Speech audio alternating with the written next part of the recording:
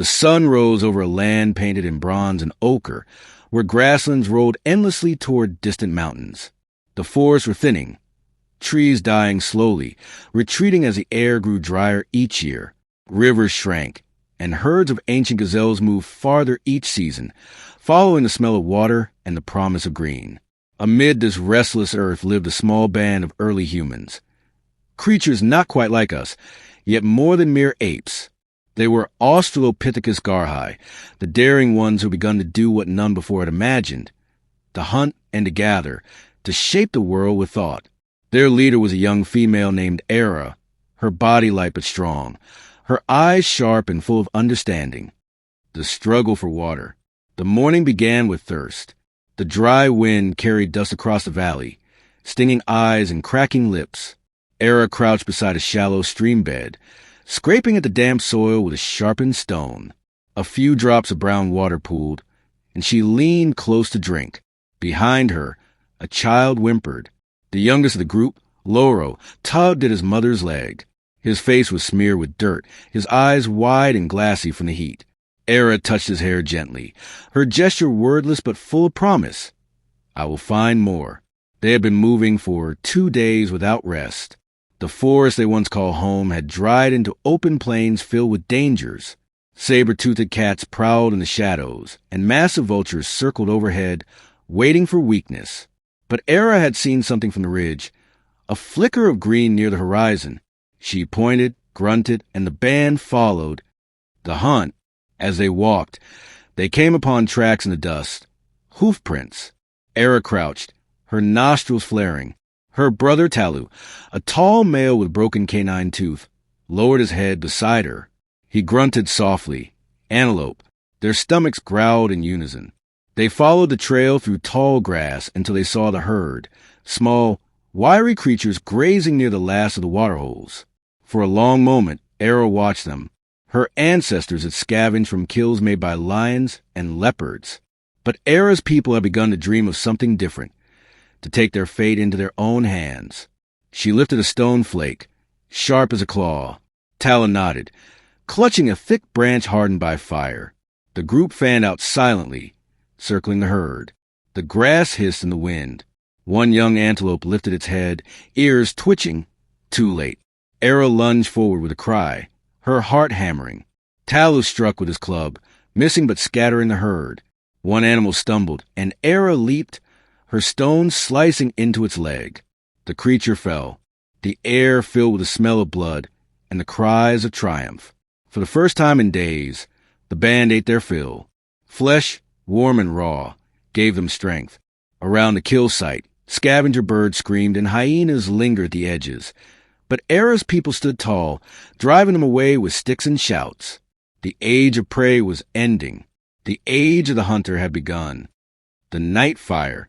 When the sun fell, they gathered around a flickering fire, a gift stolen from a lightning-struck 3 days ago.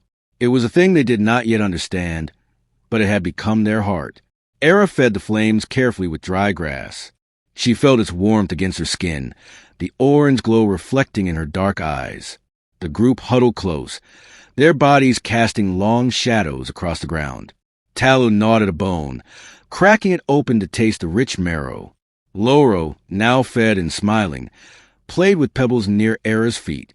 Above them, the stars blazed brighter than ever, unspoiled by time or smoke. To Era, they looked like eyes, watching, remembering. She thought of her ancestors in the trees, sleeping among branches for safety. She thought of her own people now, on the ground, walking upright, guarding fire. Something ancient stirred inside her, a new awareness. She lifted her face to the stars and let out a soft, rhythmic call. Not a cry of fear or hunger, but something else. The first faint echo of song. The others joined her, their voices weaving together in strange harmony. It was wordless, but it meant everything. We are here. We endure. The storm. The next day, the sky changed. Dark clouds gathered on the horizon, rolling like smoke. The wind turned cold, and the smell of rain filled the air. Era's people had never seen such a storm. Thunder cracked like the roar of a predator. Lightning split the sky, striking the earth in blinding light. The group screamed and ran for shelter under a rocky ledge. Laurel clung to Era, trembling. Rain poured down in silver sheets, drenching the dry land. Rivers swelled, and the dust turned to mud. Era watched, mesmerized. The parched ground came alive again. Streams forming, grass bending, the earth drinking deeply. When the storm passed, a new world shimmered before them. Pools of water glistened under sun. Life, tiny frog, insects, and birds had returned. Era stepped out from the rocks and knelt in the mud, scooping water into her hands. She drank deeply, smiling. The band celebrated, dancing in the rain's aftermath.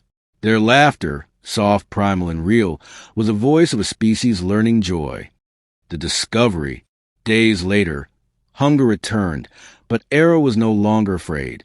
While others rested, she wandered to a stream where the storm had washed away soil, revealing something strange. A carcass of a giant beast, partly buried. Around it lay scattered stones. She picked one up and struck it against another, watching sparks fly.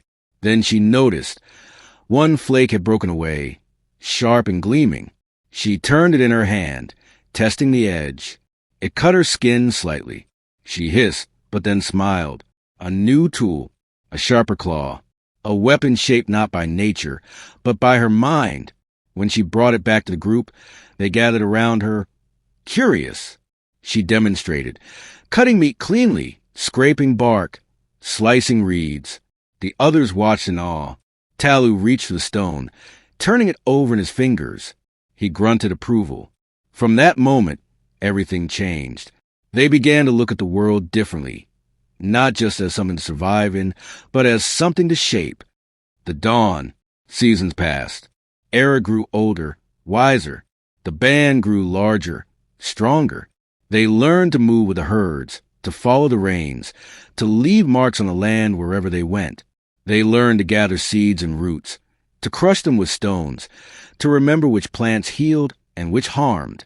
They learned to hunt not by chance, but by plan. At night, they told stories around the fire, not with words, but with gestures and sounds. Stories of storms and hunts, of fear and triumph. And in those moments, beneath the stars, something extraordinary was born, a spark of consciousness. The world would never be the same again. Epilogue. 5.6 million years ago, the Earth stood at the edge of change. From the heart of Africa, small bands like Era's began to spread, carrying fire, tools, and memory. They would become Homo habilis, Homo erectus, and eventually Homo sapiens. They were the first hunter-gatherers, the first to see beyond instinct, to dream of tomorrow. And though their bones have turned to dust, the fire they carried still burns in us. The dawn of the hunter-gatherers was not just a moment in time. It was the beginning of us.